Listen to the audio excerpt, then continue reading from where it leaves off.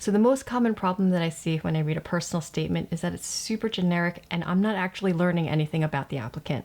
And so in this video today, I'm going to go through the strategy of how to really stand out in your personal statement. Let's say your goal is that you want to communicate to the programs that you are a team player, that you're calm under pressure, you're an empathic communicator, you're fluent in Spanish, and in this situation, this is an anesthesia applicant, and so they are expressing an anesthesia interest. And this is the problem. This is what I usually see when I'm reviewing a personal statement. It's a very generic paragraph. I'm not going to ask you to read it. We're just going to review this real quick together. This is what this applicant is saying about them being a team player. And the problem is that this sentence and pretty much every sentence in this paragraph is super generic, meaning that I could basically take this sentence, copy it, and paste it to anyone else applying into anesthesia. There's nothing unique in this sentence specific to this applicant.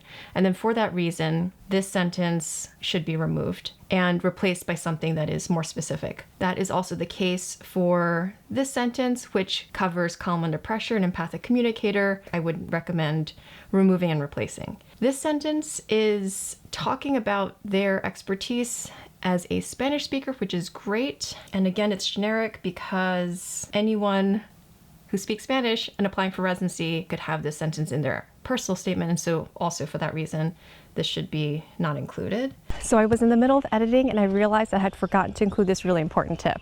Si vas a decir que hablas español o cualquier otro idioma, asegúrate de hablarlo realmente.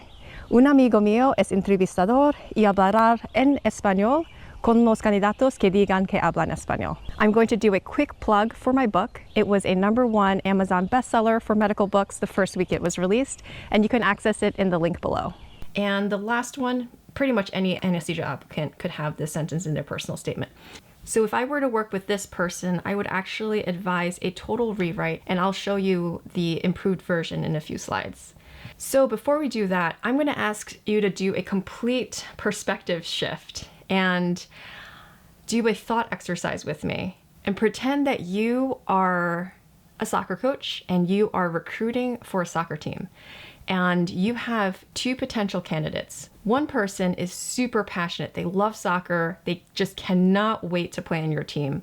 And the second candidate is super skilled, dedicated to the craft, has really worked on their expertise as a soccer player. And if you were the coach, who would you choose? So what do programs want to know? First, they want to know what skills do you have? And second, how will you contribute to their department? So now let's take this same group of skills that this applicant wants to showcase. For the first skill, team player, this is the improved version. I switched my major from biomedical engineering to women's studies and worked full-time as a domestic violence victims advocate in partnership with the district attorney and police crime control. If we compare this sentence to all the generic sentences from that earlier slide, we can see how this sentence is really specific to this one applicant. We're really learning about who this applicant is as a person. So in these sentences, we're going to cover these three skills. A particularly memorable client in criminal court was so frightened that she had broken out in hives. I held her hands, coached her to a point of relative calm, and whispered to her in her native Spanish to have courage as she testified just feet away from her husband and received her order of protection. So not only is this group of sentences very specific to this one applicant, it's also starting to tell a story. So as you're reading these sentences, you're able to see in your mind's eye this scene unfolding. And now we get to the last sentence. The fulfillment I experienced when supporting my clients in their moments of crisis drew me to anesthesia. And so that directly references that specific story that was just told. So what have we learned about this applicant? They have these skills and would be able to bring these skills to the residency program. And so that is the power of storytelling. And some of you might think, great, so a good personal statement gets you an interview and then that's it, we're done. But I would actually argue that a strong personal statement sets you up for a really successful interview.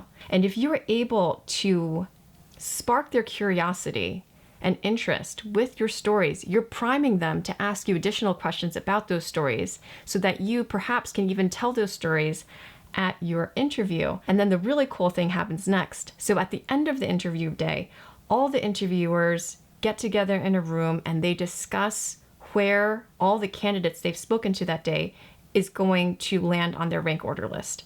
Your interviewer can tell the stories that you've told them to the rest of the committee.